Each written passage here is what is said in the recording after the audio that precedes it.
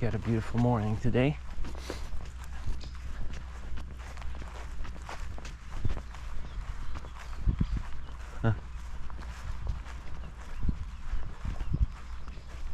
It's quite warm. It's gonna be about 33 or 4 degrees this week. So yeah, some crazy temperatures are coming. And yeah, that's exactly what I was worried about. My God, over 30 degrees. That is, yeah, it's quite insane. And yeah,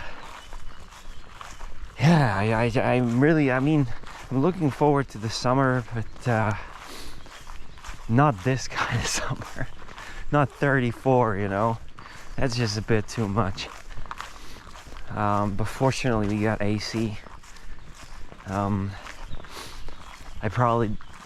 probably I don't seem like a guy who would use AC, and I would think the same thing, but when it's 34 outside and your rooms get so like warmed up to a point when you can't stand it really. So thank God we actually have AC. I don't know what I would do if we wouldn't have it. I guess I would just take cold showers every half an hour or something. But yeah, thank God for the AC, because in temperatures and days like these, not these, but you know, the ones that are coming, it's at least some sort of, you know, at least some sort of cure. or there was the quail we've heard yesterday. Yeah, it's at least some sort of a remedy for the insane heat. Yeah. Well, and then actually, yeah, now it's Tuesday. So on Thursday is a summer solstice. So that's gonna be the first day I'm gonna change my title. I mean, what a significant event, huh? Changing the titles from spring to summer, because it's gonna be officially first day of summer on Thursday. At least, I mean, that I was wondering like when I should skip it or swap it to summer, right? Or change the titles. And last time I think I made it because I think it was some sort of a solstice as well. I'm not sure, or maybe I checked like when is actually the first day of spring or something. I don't know. But I was thinking, yeah, it's probably best to guide myself with a solstice, because I mean that is, you know, that has been a sort of a guiding milestone for so many centuries, for so many cultures. So I was like, you know, let's use these milestones. So summer is for me when summer solstice will happen, and that's Thursday. So that's gonna be a first summer video. So actually this is the one before last spring video. Tomorrow is the last, and then we're off into summer, and it's gonna be 30 something. So it's pretty poignant, I would say, that it's summer solstice, because it's supposed to be crazy warm on Thursday. Yeah. And I think you'll hear me very soon saying that I'm looking forward to autumn, because yeah, there is not even much of fruit this year, because there were these frosts that frozen most of the flowers. So we barely have any apples. I've seen 4 apples in total. Like, you know, last year there were so many apples. And now nothing. We have no prunes. We had no cherries. We have maybe 3 pears. Like nothing at all almost. The only thing that's really like fruiting right now, and will be fruiting, is the berries. So raspberries. There are tons of raspberries, and blackberries. Yeah, those ones will be nicely sort of fruitful. Yeah, there's going to be a lot of those, but everything else, we got a feather here, and that one is yep. This one is of an owl. You cannot see the texture of it, but the way you know you've got an owl feather is that hold on, I'm gonna call Drake. All right. So the way you know that you got an owl feather is that when you look at closely on the feather itself, when you look very, very closely and you look on the surface of the feather, you actually can see that. For a moment I thought I'm not recording. I was like, oh wow, I'm talking to myself here the whole time. And I mean, that wouldn't be unusual because I talk to myself very often. Yeah, anyway, so if you look closely at the feather from very, very closely, on the surface you can see something you don't see on any other feather, and that is sort of a furry texture. You know, imagine if a feather would have an additional layer, and on top of it would be like a fuzzy, very, very finely textured fur.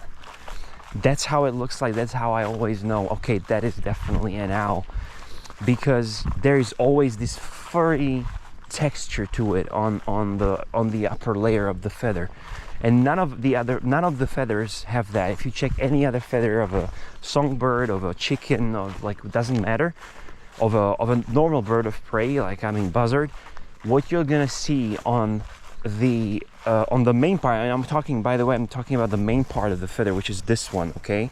This one here, not this one, because this one can be fuzzy. This can seem like it's like furry, you know, sort of, but no.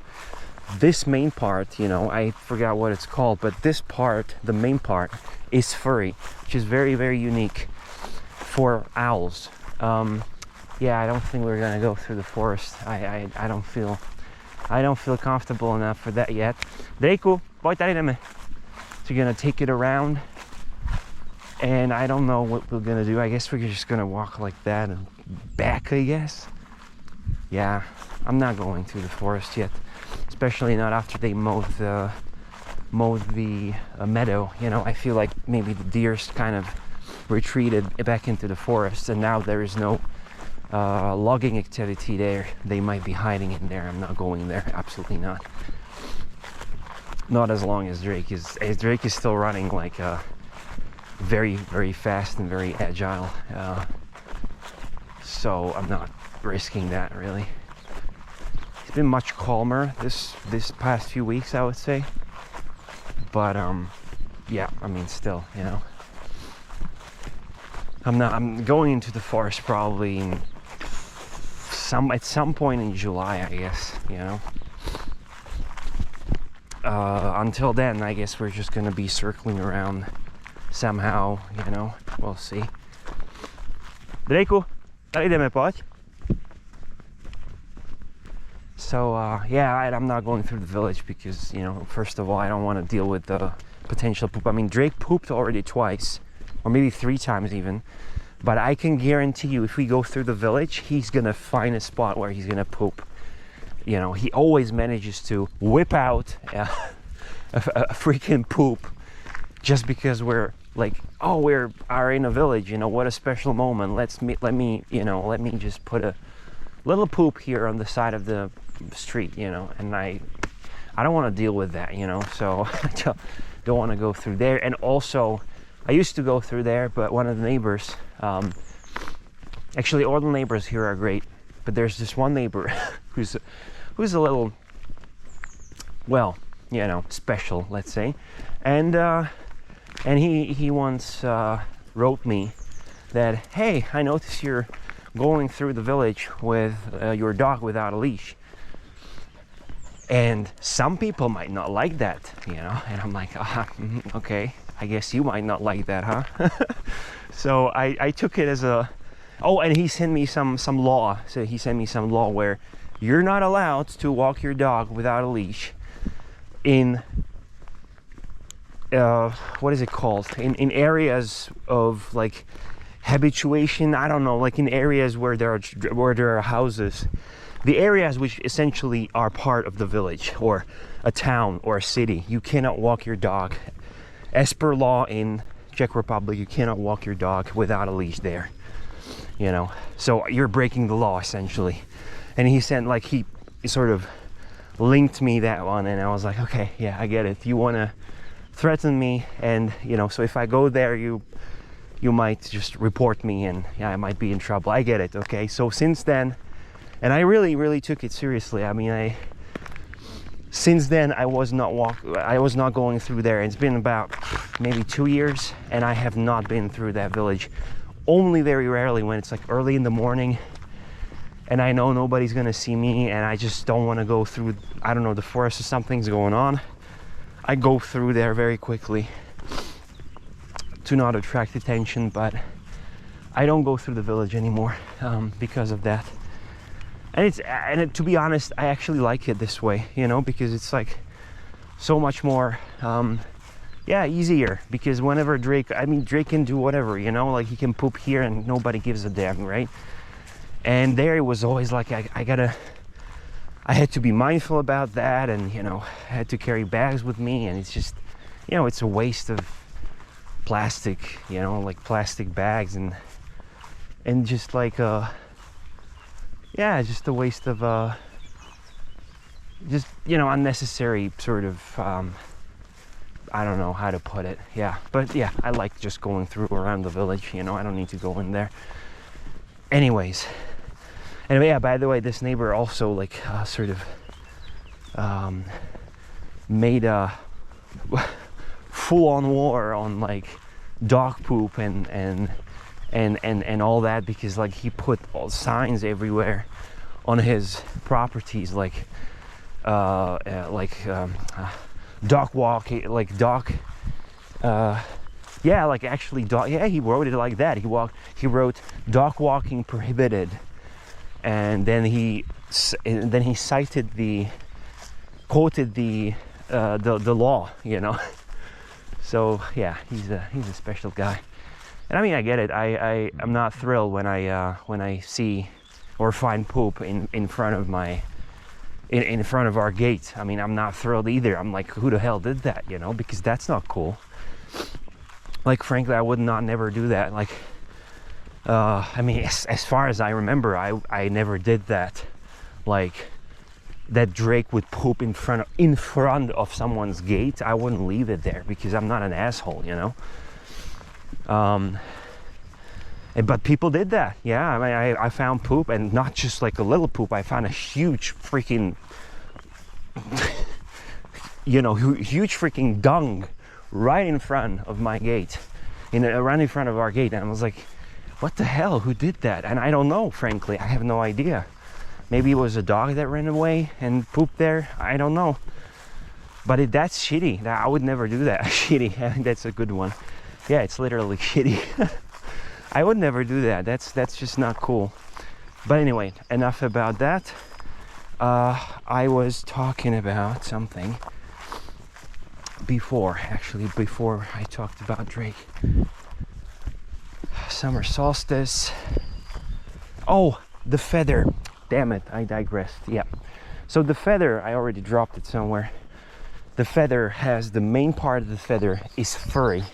When you check it against the light, when you check it up close, there's this finely furry texture, as if it's not really feather. Because if you check any other feather against the light very closely, it's actually glossy. It's like smooth. It doesn't have any additional texture to it. It's just classic feather texture. It's glossy, it's smooth, and it's shiny even. You know, if you point it, if you look at it from some angles, there's a buzzard flying. If you look at it from some angles, it's even like glossy and shiny. Well, not owl feather. Owl feathers always have this fuzzy, furry texture on the main part of the, all part of the feathers, but especially on the main part. It's very striking because that's where normally feather is glossy and smooth. So if you find a feather and you see that texture, you know you found an owl feather. And that one, I'm not quite sure, I'm not an expert on owl feathers, but it was interesting that it was like very whitish with little bits of with some spots, and intuitively I feel like that might have been an eared owl, because they're very like light colored and very like sort of whitish, and this one was exactly that. So my guess is that was a eared owl, Asiootus. And the reason, by the way, when we're talking about owl feathers, the reason for this texture is very interesting. And the reason for it is because this feathery fuzzy texture, furry fuzzy texture on top of the owl feather is there for the reason that it breaks the sound barrier.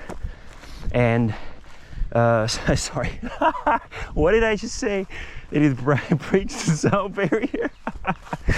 Oh, that was a good one. No, it's not breaking the sound barrier. It's making the owl silent by breaking the air, not the sound barrier. If you would break the sound barrier, then I think you would hear the owl like you know how you sometimes like how you hear the jets, the fighter jets, like like you would hear. I think if it would break the sound barrier, then you would know when an owl is nearby, because it would be loud as hell. Because there would be this like explosion of sound, you know. But yeah, it doesn't break sound barrier, but it breaks the air. And what is it, Drake? It breaks the air. Ja, okay. Drake'u, poď, tak ideme. Tak. No, good boy. Tak. It breaks the air by, you know, like if you imagine the feather and the air going against it, when it's like furry like that and it has all these additional bristles and all these additional textures on it, then it sort of yeah, it essentially breaks the air into even it breaks the air even more, right? It's like as if it's going through an additional comb that is on top of that feather, on top of that feather structure.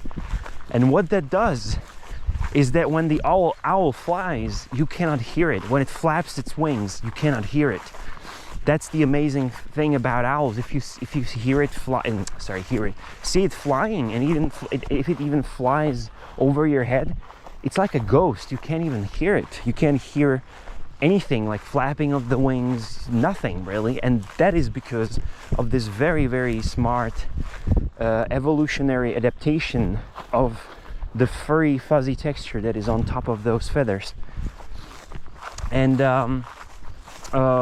yeah, and that's it. So they have this adaptation in order to not spook the prey. When they're flying, they're really like absolutely like phantoms, you know, like they just appear, and before the prey knows it, it's already in the owl's claws, and you know, already caught.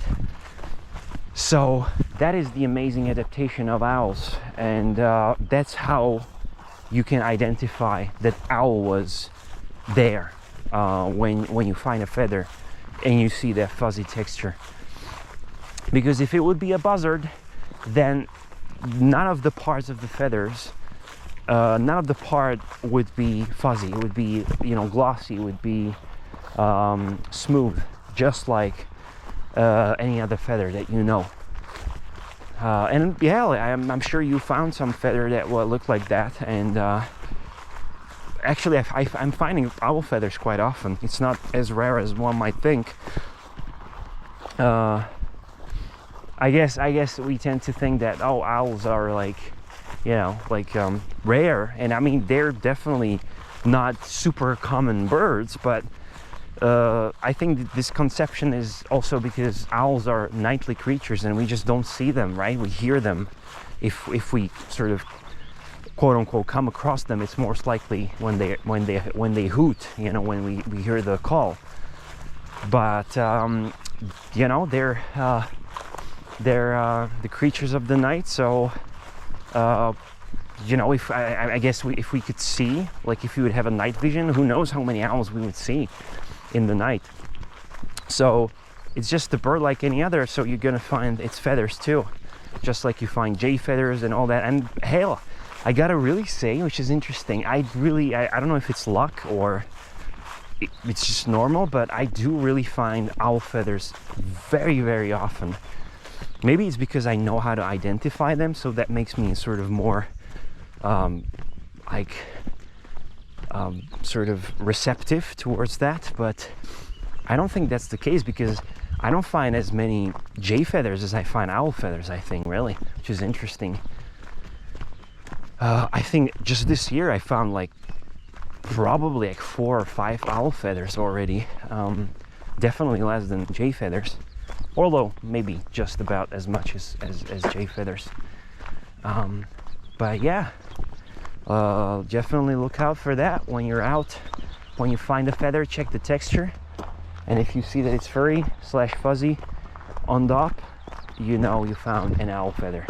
And some of them are really, really beautiful, and they're incredibly smooth. I mean, if you place them, try and just run that feather across your cheek, and it's just incredible how smooth and soft and delicate the feather is. It's absolutely incredible. I mean, if you ever get a chance to pet an owl, it's incredibly soft